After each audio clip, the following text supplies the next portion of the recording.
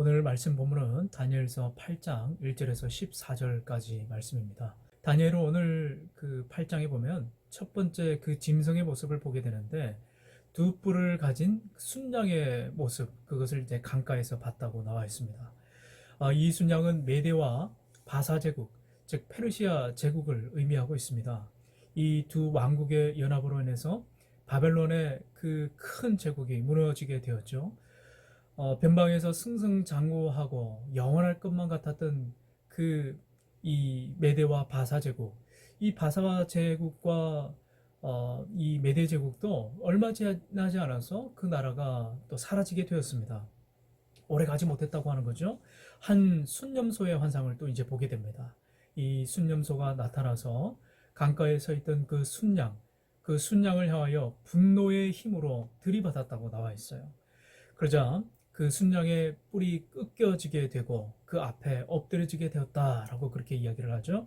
자, 이 순념소가 어떤 제국을 의미합니까? 지난번 큐티 시간에도 말씀을 드렸지만 바로 헬라 제국을 의미합니다. 헬라 제국이라고 하면 바로 그리스 제국이죠. 그리스 제국의 가장 그 통치 전성기가 바로 우리가 잘 알고 있는 알렉산드 대왕에 의해서 그 주변에 있는 모든 나라들이 다 통일을 이루게 되었죠.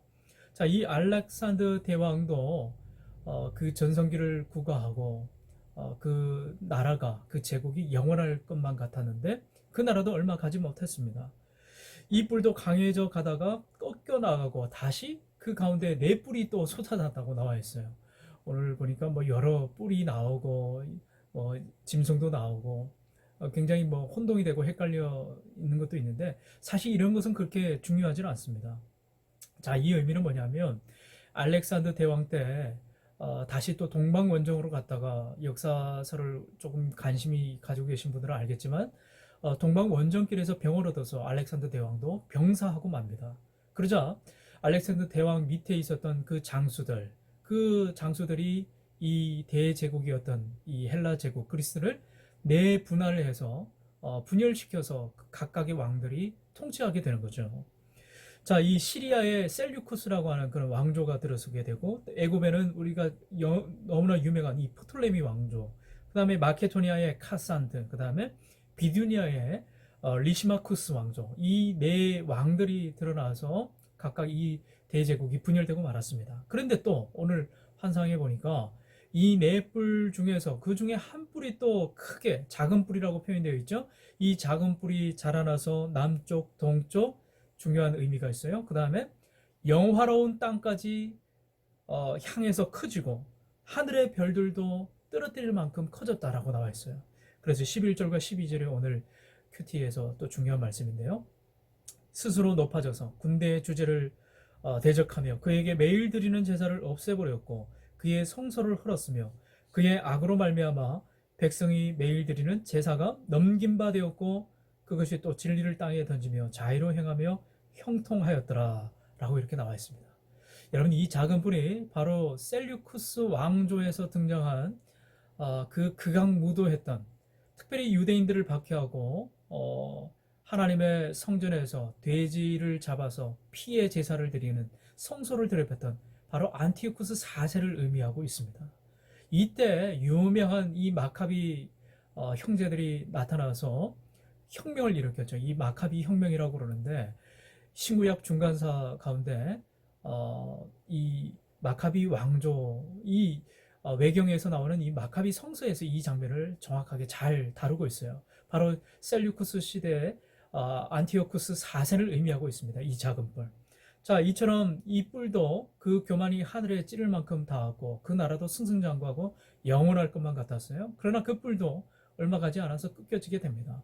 이 안티오쿠스 4세도 나중에 원정길에서 죽임을 당하게 되죠. 아주 비극적인 죽음으로 이 셀류쿠스 왕조도 안티오쿠스 4세의 죽음으로 말미암아 다 끝나게 되어 있습니다. 자, 우리의 이런 그 8장이 나타나 있는 이 짧은 네 왕들 뭐 뿔이 나오고 이런 것들 다 무엇을 의미하고 있습니까? 역사의 결정권, 모든 주관자는 하나님이시다. 그리고 그것은 오래가지 않는다라고 하는 거예요. 악한 왕들이 있었습니다. 많은 사람들을 핍박하고 고통 가운데 몰아넣는 이 세상의 역사 가운데 수많은 사람들이 있었어요. 하나님을 대적하고 믿는 성도들을 핍박하고 하나님을 믿지 못하게 하는 그런 박해의 역사가 끊임없이 있었죠. 그럼에도 불구하고 하나님의 나라는 이미 시작이 되었고 하나님의 구원의 계획은 이미 진행이 되고 있습니다. 하나님의 뜻을 막을 수 있는 것은 이 세상에 아무것도 없어요.